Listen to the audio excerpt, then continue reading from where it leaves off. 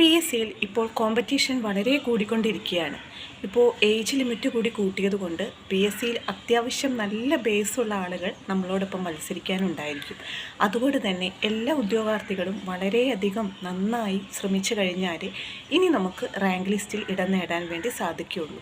അപ്പോൾ അത്യാവശ്യം നല്ല ബേസുള്ള ആളുകളോടാണ് ഇനിയുള്ള എക്സാമുകളിൽ നമ്മൾ മത്സരിക്കേണ്ടത്.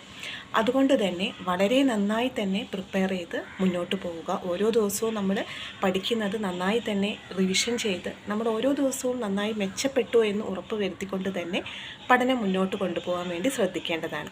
അപ്പോൾ നമുക്ക് സമയം കളയേണ്ട. ഇന്ന് നമ്മൾ PSCയിൽ LDC എക്സാമിന് വേണ്ടി പഠിക്കാൻ പോകുന്ന ഒരു പുതിയ ടോപ്പിക്കാണ്. ഏത് ടോപ്പിക്കാണെന്ന് നമുക്ക് നോക്കാം.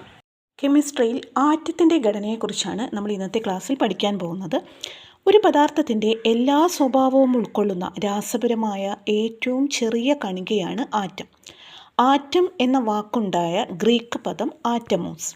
ആറ്റം എന്ന വാക്കിൻ്റെ അർത്ഥം വിഭജിക്കാൻ കഴിയാത്തത് എന്നാണ്. ആറ്റം എന്ന പദം ആദ്യമായി നിർദ്ദേശിച്ച ശാസ്ത്രജ്ഞനാണ് ഓസ്റ്റ്വാൾഡ്.